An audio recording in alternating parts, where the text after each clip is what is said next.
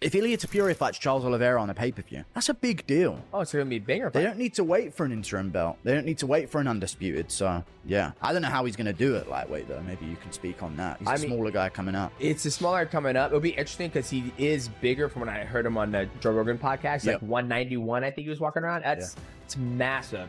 So Ilia, power puncher, boxer, low stance versus Charles Oliveira. If someone gave you 100 grand to bet on that fight, who would you bet? Ilia. But if you're asking who I would want to win, I'll put Charles. I'll put my money on Charles. Yeah. It's basically because Charles is going to stand in there upright, like you're saying, and Ilia's got a really good way of connecting.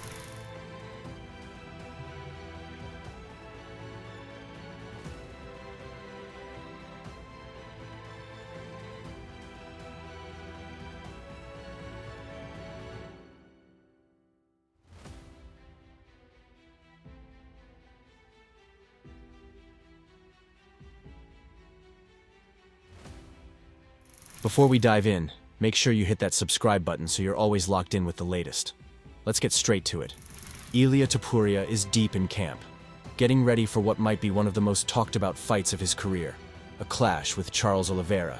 While Ilia sharpens his weapons, Renato Moicano shared his thoughts, saying this sport is about competition, and in his eyes, the fighter who deserves the title shot right now should be going up against Topuria.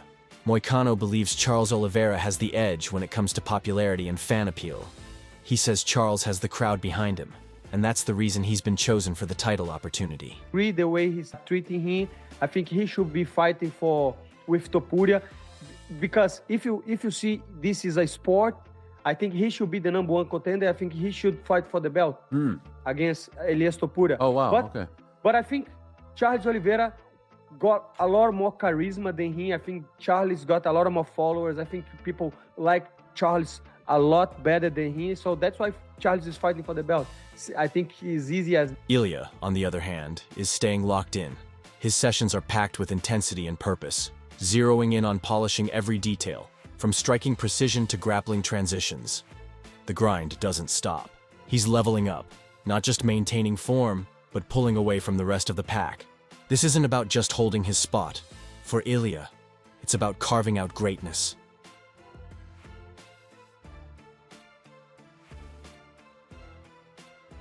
Now from the other side, Javier Mendez, Islam Makhachev's coach, gave his honest take. If he had to choose, he'd put his money on Ilia Topuria to beat Charles Oliveira, even though emotionally, he's rooting for Charles. Mendez broke down the matchup by pointing out Charles's upright stance, something that could work against him when facing Topuria's low, pressure-heavy boxing style. He praised Topuria's sharp accuracy, and especially how clean he lands on the chin, like he did when he dismantled Josh Emmett. To Mendez, this fight gives Ilia more chances to strike than it does Charles. Ilia, power puncher, boxer, low stance versus Charles Oliveira. If someone gave you 100 grand to bet on that fight, who would you bet? Ilia. But if you're asking who I would want to win, I'll put Charles. I'll put my money on Charles. Yeah. It's basically because Charles is going to stand in there upright, like you're saying, and Ilia's got a really good way of connecting with that chin. Really, really nice. Just like what he did with Welch. Ilia's got more opportunities than Charles does. Mendez elaborated, saying Topuria's ability to exchange in the pocket and land crisp shots could be a nightmare for Oliveira. Because Charles stays tall, he becomes more open to those kinds of punches. He added that unless Charles uses front kicks or flying knees to create space, it'll be tough to drag Topuria to the mat. And even though Oliveira has a dangerous kicking game and solid reach, Mendez still feels Topuria has the upper hand in more areas. It's basically because Charles is going to stand in there upright, like you're saying, and when he gets inside, he's going to use that boxing, and Charles' head's going to be up, and Ilia's got a really good way of connecting with that chin on the inside. Really, really nice. Just like what he did with Volk, and I think if Charles doesn't get him up the middle with knees or front kicks up the middle, he's going to have a hard time with his boxing against him, and he's going to have a hell of a time trying to take him down. So it's going to be one of those where Ilia's got more opportunities than Charles does. But Charles can surprise us with his length, and up the middle would be really, really well suited for him. And the kicks too, body, head type thing, low, high, he could do really well with that. Ilia's camp reflects that mindset. Everything's structured, from intense sparring to targeted drills that simulate what he'll face in the cage. He's treating every minute like it's fight night, whether he's stuffing takedowns, throwing tight combinations, or grinding through scramble situations. It's all elite work. His coaching staff tailors each session to cover the threats from possible challengers, making sure Ilia isn't just reacting, he's leading. His discipline and obsession with improvement show he's not just chasing a win, he's gunning for long-term dominance.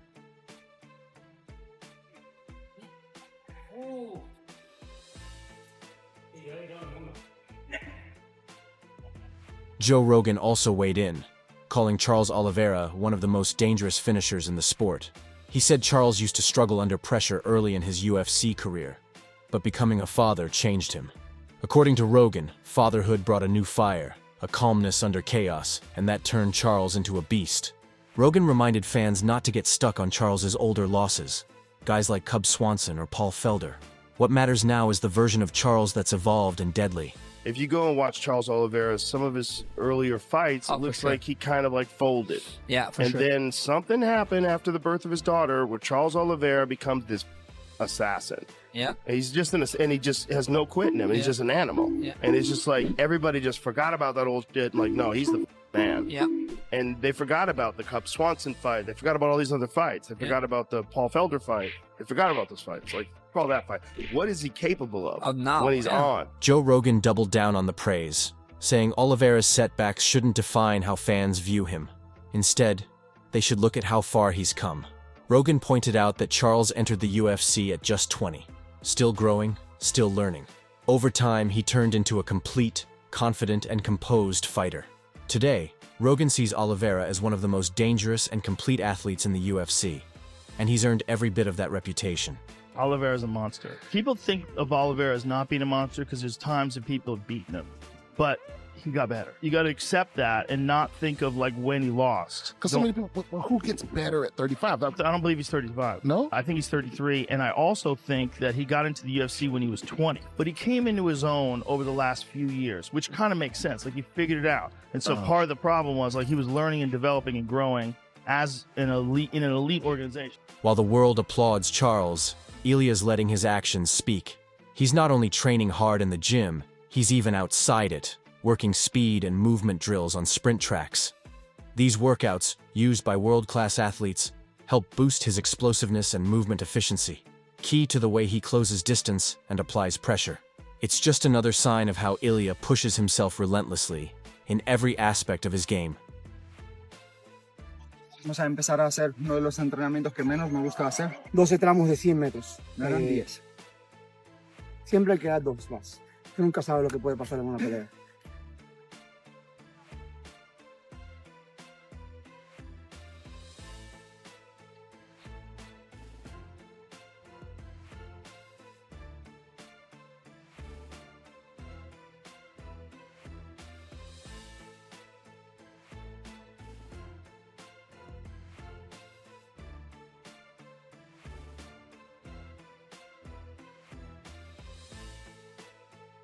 Tim Welch spoke about this potential showdown and warned that it might be a high-risk move for Ilia, especially before a shot at the lightweight belt versus Islam Makhachev. Welch said Topuria mentioned being offered a lightweight title fight if he dropped his featherweight belt, though it's still unclear who promised that. Welch compared their styles. Oliveira presses forward with wild knees and a tall frame, while Topuria has a grounded, technical boxing style. That contrast, according to Welch, makes this a tricky matchup. That's a dangerous fight. Merab calls it stupid to make Ilia Topuria fight Charles Oliveira before Islam Makhachev. How is that? Ilia Topuria says he got promised that he would fight for the title if he vacates. By who? The security guard outside his room? Yeah, he kind of hinted that he got promised that. I feel like Charles, Ilia... That'd be fire. I think Ilia might batter him. The way Charles comes forward with those reckless knees. And he's got the chin floating up high too. Stands up tall like a really tall Muay Thai guy, and Ilia's like a low boxer. That's a dangerous fight for Charles. Paddy Pimblett, on the other hand, is backing Ilia Topuria if he ends up facing Oliveira at UFC 317. Paddy said the wear and tear on Charles might be catching up, nearly 40 pro fights worth of damage. And even though Oliveira's jiu-jitsu is world-class, Paddy pointed out that Charles often leaves gaps when he gets wild. He also brought up the weight jump. Moving from featherweight to lightweight ain't light work, and casual fans might overlook how different it feels in the cage. Paddy said Oliveira is around his size, and that could play a big part in striking exchanges. Ilia beats Charles then? I think he might, to be honest. Charles is a bit chinny, isn't he? You know what I mean? He's had about 40 fights or something. He always gets punched. He always gets cracked. Yeah. So, he's reckless, but he's super exciting. Yeah, he is. And he's dangerous. Exciting. If he gets him down, I can see him winning, because that £10 difference is a big difference. Yeah. 145 to 155, it's a big difference. People don't understand that because they don't watch the sport or they're not involved in the sport. But that £10 makes a big difference. And especially, like, Charles is like my height. Ilia's like down here when I stand up, you know what I mean? So it's gonna make a big difference. Like, he added that Ilia might be in for a surprise when he sees Oliveira up close. Fighters moving up sometimes don't grasp the size gap until they're standing across from their opponent. Paddy recalled how guys like Bobby Green and Michael Chandler didn't seem that big in person, but Oliveira is different. Ilia might get a bit of a fright at how big Charles is when he stands opposite him. Fighters do that with me, who fight at lightweight. You know what I mean? I'll never forget Bobby Green looking over at me and being like, "What? He's big, him." Same with Chandler. Like people thought Chandler was going to be bigger than me, and he just weren't. Henry Cejudo gave his breakdown too, leaning toward Ilia because of his quick hands and precise combos. He praised how Topuria mixes up head and body shots, and highlighted how he's left guys sleeping in the octagon more than once. Cejudo also reminded fans about Ilia's lightweight scrap with Jai Herbert. Even after getting clipped, he came back and got the KO, proving that his heart and chin are championship level. When I look at this fight, I think of this fight stylistically. I think, okay, the explosive power and the power in the hands, and it's crazy to say that, you have to go with more of Ilia Topuria, right? Ilia Topuria goes high-low. He can go to the body. He can go up top. He's been knocking people out cold. That means Max Holloway, 2 future Hall of Famers he knocked out. None of those guys went championship rounds. We saw him one time at 155 pounds where he did get hurt against Burns, against Jai Herbert, but he got hurt. He got dropped, but the Matador in him, he came back and he ended up knocking him out. Khamzat Chimaev chimed in as well, saying he's seen Ilia's talent firsthand. Back at All Stars Gym, even before Topuria got the spotlight, Khamzat remembered him going hard in Brave FC. He said it was clear early on that Topuria had the mindset and drive of a future champ. Очень известный сейчас боец. Ты с ним вроде как давно знаком. Он тренировался в Альстаре вместе, вот до еще его всей известности. Когда вот тренировки ты его видел, ты видел этот потенциал будущий? Ну, конечно, просто тогда, в то время, этот был он хорошим топовым бойцом в Брейве, как и я, мы там выступали. Видно было, потому что он такой пахарь и хочет добиться чего-то в своей жизни. И парень добился всех высот, которые можно в этом спорте добиться. Michael Bisping also had plenty to say. He gave props to Ilia's career and how he backs up every bit of confidence with real results. Bisping mentioned how Topuria often controls the fight, sets the pace, and delivers damage, barely taking any in return. He added that a win over someone like Charles would be a huge addition to Topuria's resume.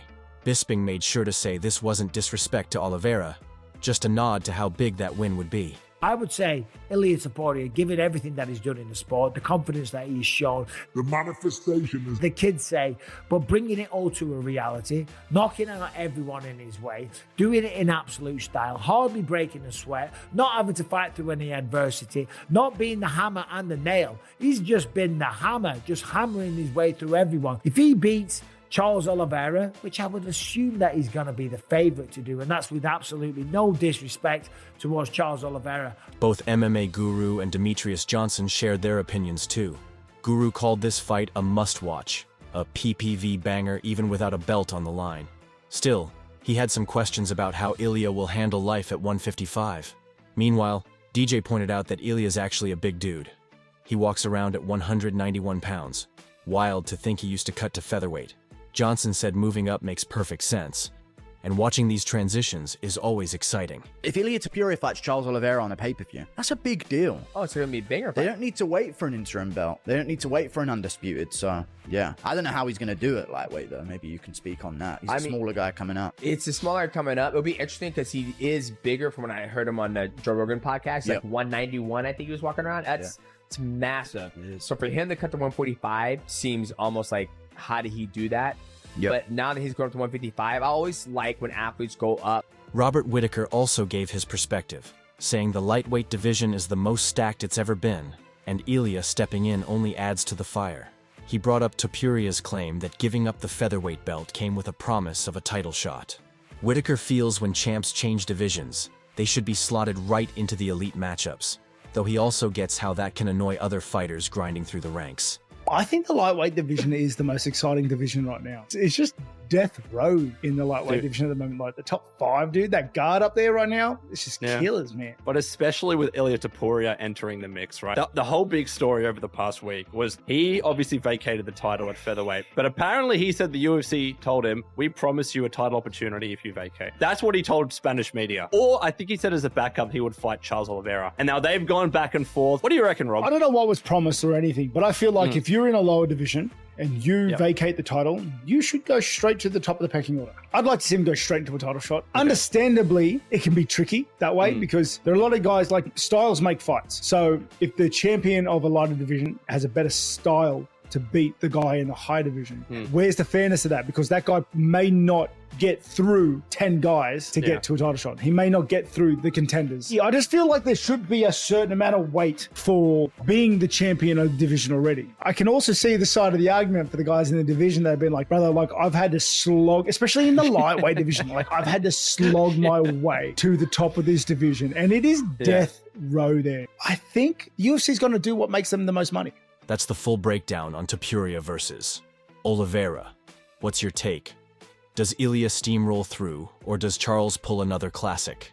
Drop your thoughts in the comments, and don't forget to like and subscribe if you're feeling the content.